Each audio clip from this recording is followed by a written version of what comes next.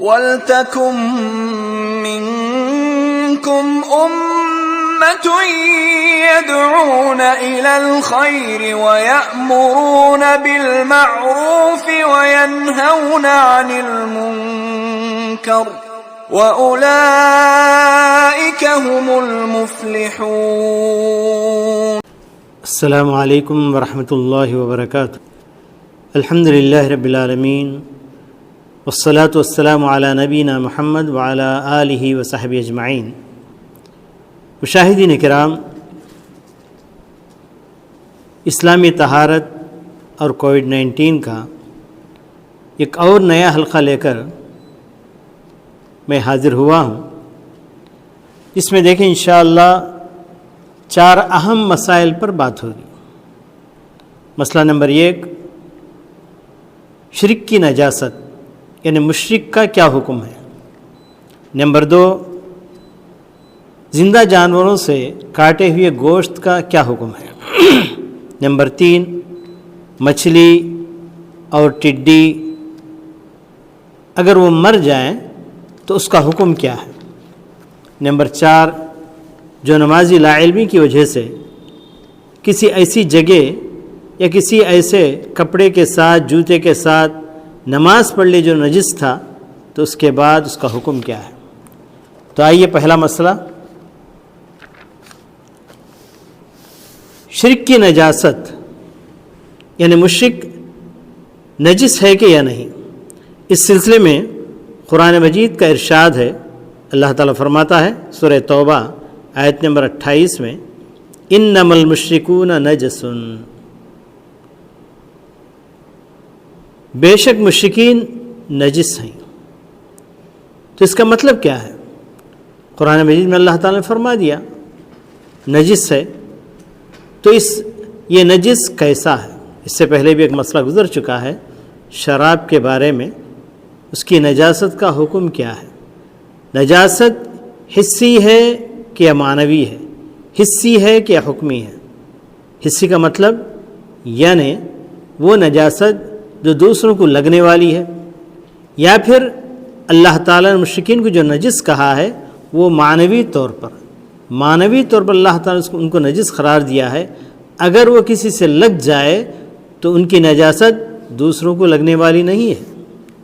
اور حقیقت یہی ہے کہ شراب کی جیسے ان کی نجاست بھی حکمی اور معنوی ہے، حسی نہیں ہے۔ اس کے لیے ہمارے پاس کئی دلائل ہیں۔ چند دلائل آپ کے سامنے میں پیش کرنے کی کوشش کروں گا۔ اللہ کے رسول صلی اللہ علیہ وسلم نے اپنے ساتھیوں کے ایک مشرکہ عورت کے مشکیزے سے پانی پینے اور وضو کرنے کا حکم دیا ہے، اور یہ حدیث صحیح بخاری کے اندر موجود ہے۔ صحابہ کرام رضوان اللہ علیہم اجمعین کسی سفر میں تھے، ان کے پاس پانی ختم ہو گیا تھا۔ دیکھا کہ خاتون جو کفار میں سے ہے، اس نے مشکیزے میں پانی لایا تو نبی کریم صلی اللہ علیہ وسلم نے اس مشکیزے سے پانی لینے اور اس سے وضو کرنے کا حکم دیا۔ نمبر 2، اللہ کے رسول صلی اللہ علیہ وسلم نے وفد ثقیف کو مسجد میں ٹھہرایا تو بعض صحابہ نے شکایت کی کہ یہ لوگ تو مشرک ہیں، یہ لوگ تو نجس ہیں، ان کو کیسے مسجد میں آپ نے ٹھہرایا؟ اس پر نبی کریم صلی اللہ علیہ وسلم نے ارشاد فرمایا، لیس علی الارض من انجاس القوم شیء انما انجاس القوم علی انفسہم۔ فرمایا کہ ان کی نجاست کسی اور کو لگنے والی نہیں ہے، زمین کے اوپر ان کی نجاست کا کوئی حصہ ہمیں نظر نہیں آتا۔ انما انجاس القوم علی انفسہم، ان کی نجاست ان کے اندر ہے۔ کیا مطلب؟ یہ نجاست معنوی ہے، حسی نہیں ہے، دوسروں کو لگنے والی نہیں ہے۔ اور اس کے علاوہ مشرکین عورت، خاص کر کے اہل کتاب میں سے اگر کوئی عورت ہو، اور اہل کتاب میں شادی کرنا جائز ہے۔ اہل کتاب میں بھی بہت سے لوگ بلکہ عام طور پر مشرک ہی ہوا کرتے ہیں۔ اگر نجس کا حکم لگا دیا جائے تو جب اس کو چھونے کا موقع آئے گا اس وقت برابر یعنی طہارت حاصل کرنا پڑے گا۔ بات ایسی نہیں ہے، وہ نجس نہیں ہے۔ اور اس کے علاوہ حضرت جابر رضی اللہ تعالیٰ عنہ سے مروی ہے، وہ کہتے ہیں کہ ہم رسول اللہ صلی اللہ علیہ وسلم کے ساتھ جہاد کرتے اور مشرکین کے برتن اور مشکیزے میں ہمارے ہاتھ آتے تو ہم ان سے فائدہ اٹھاتے اور یہ عمل لوگوں پر معیوب نہیں سمجھا جاتا۔ مطلب ہے کہ ان کے برتن استعمال کرتے تھے۔ ان تمام دلائل کی روشنی میں مشرک نجس معنوی ہے اور نجس حسی نہیں ہے۔ البتہ حدیث میں جو آتا ہے حضرت ابو ثعلبہ رضی اللہ تعالیٰ عنہ کی حدیث ہے، جس میں کہا گیا کہ اہل کتاب کے برتنوں کو دھونے کا حکم دیا ہے۔ نبی کریم صلی اللہ علیہ وسلم نے بعض اہل کتاب کے برتنوں کو دھو کر استعمال کرنے کا حکم دیا ہے۔ تو اس کی وجہ کیا ہے؟ تو بتایا جاتا ہے کہ جس قوم کی برتنوں کو دھو کر استعمال کرنے کے لیے کہا گیا تو اس قوم کے پاس ایک عادت تھی کہ وہ لوگ اپنے برتنوں میں شراب بنایا کرتے تھے۔ اس وجہ سے بھی نبی کریم صلی اللہ علیہ وسلم نے دھو کر استعمال کرنے کے لیے کہا ہے، تاکہ وہ شراب کی بو یا وہ شراب کا مزہ اپنے کھانوں میں نہ آ جائے۔ شراب کا پینا منع ہے، تو اس لیے نبی کریم صلی اللہ علیہ وسلم نے ان برتنوں کو دھو کر استعمال کرنے کے لیے کہا۔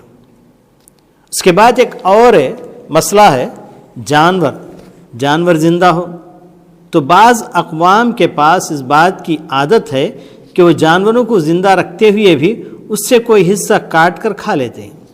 مثال کے طور پر دمبے کا دم کاٹا جاتا ہے، اونٹنی کا کوہان کاٹا جاتا ہے، بکری کا کان کاٹا جاتا ہے، اور بعض بکروں کے خصیتین بھی کاٹ کر استعمال کیے جاتے ہیں۔ اسلام نے سختی کے ساتھ ان تمام چیزوں کو منع کیا، یہاں تک کہ نبی کریم صلی اللہ علیہ وسلم نے ارشاد فرمایا ما قطع من البہیمۃ وہی حیۃ فہو میت، یعنی چوپایوں میں سے جو چیز کاٹ کر نکالی جاتی ہے جبکہ چوپایا زندہ ہے تو کاٹی ہوئی چیز یہ حرام ہے، یہ نجس ہے اور یہ مردار میں شمار ہوگی۔ اس حدیث کو امام ابو داؤد نے روایت کیا ہے، جو کہ صحیح حدیث ہے۔ تو اس سے پتہ چلا کہ جانور کا وہ حصہ جو زندہ ہوتے ہوئے جانور کو کاٹا گیا تو وہ حصہ مردار شمار کیا جائے گا، وہ نجس ہے۔ اسی طریقے سے ایک اور مسئلہ مچھلی اور ٹڈی۔ مچھلی اور ٹڈی اگر وہ مر جائیں تو وہ جائز ہے کیا ناجائز ہے؟ یعنی مطلب ہے کہ نجس ہے کہ یا پاک ہے یا دوسرے الفاظ میں یوں کہہ سکتے ہیں کہ حلال ہے کہ یا حرام ہے۔ تو اس سلسلے میں عبداللہ ابن عمر رضی اللہ تعالیٰ عنہ سے مروی ہے، اللہ کے رسول صلی اللہ علیہ وسلم نے فرمایا احل لکم میتتان السمک والجراد، اللہ تبارک و تعالیٰ نے مسلمانوں کے لیے دو مردار کو حلال قرار دیا ہے، ایک مچھلی اور دوسرے ٹڈی۔ مچھلی کہیں بھی، چاہے وہ سمندر میں، چاہے کسی نہر میں، چاہے کسی تالاب میں یا کسی جھیل میں مر جائے تب بھی وہ حلال ہے۔ اور اسی طریقے سے ٹڈی کو بھی نبی کریم صلی اللہ علیہ وسلم نے حلال قرار دیا ہے، وہ بھی پاک ہے۔ اور یہ حدیث آپ کو ابن ماجہ میں ملے گی، صحیح حدیث ہے۔ ایک اور مسئلہ، اگر کوئی نمازی نماز پڑھ لے اور اس بات کا علم نہیں تھا کہ اس کے جوتے اس میں کچھ غلاظت لگی ہے یا کپڑوں میں کچھ غلاظت لگی ہے، تو اب اس کا حکم کیا ہے نماز پڑھنے کے بعد؟ اس سلسلے میں ابو سعید خدری رضی اللہ تعالیٰ عنہ سے ایک حدیث مروی ہے، ایک دن اللہ کے رسول صلی اللہ علیہ وسلم نے اپنے صحابہ کو نماز پڑھاتے ہوئے اچانک اپنے جوتے نکال کر ایک جانب رکھ دیا۔ تو اس منظر کو دیکھ کر تمام صحابہ نے بھی اپنے اپنے جوتے نکال لیے۔ جب سلام پھیرا تو نبی کریم صلی اللہ علیہ وسلم نے صحابہ کرام رضوان اللہ علیہ اجمعین سے پوچھا کہ تم نے جوتے کیوں نکال لیے؟ کہا کہ ہم نے آپ کو دیکھا، آپ کی اتباع میں نکال لیا۔ تو نبی کریم صلی اللہ علیہ وسلم نے ارشاد فرمایا میرے پاس جبرائیل آئے تھے اور بتایا تھا کہ میرے جوتے میں گندگی ہے، اس لیے میں نے اس کو اٹھا کر بازو رکھ دیا۔ تم کو نکالنے کی ضرورت نہیں تھی، اور اس نماز کو نبی کریم صلی اللہ علیہ وسلم نے دہرایا بھی نہیں۔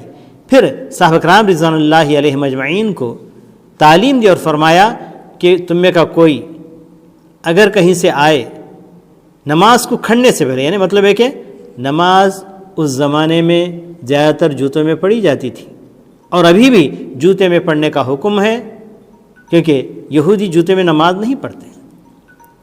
تو اللہ کے رسول صلی اللہ علیہ وسلم نے تعلیم دی اور فرمایا کہ تم اپنے جوتوں کو دیکھ لو، اگر جوتے میں کچھ غلاظ لگی ہے زمین پر رگڑ دو، پھر اس کے بعد اس کے اندر نماز پڑھ لو۔ اس سے دو باتیں معلوم، ایک تو غلاظت کو جوتے سے صاف کرنے کا حکم بھی معلوم ہوا، اور دوسرے اگر کوئی آدمی اس طریقے سے غفلت میں نماز پڑھ لے تو ایسی نماز کو دہرانے کی ضرورت نہیں، وہ نماز اس کے اللہ تبارک و تعالیٰ کے پاس قابل قبول ہے۔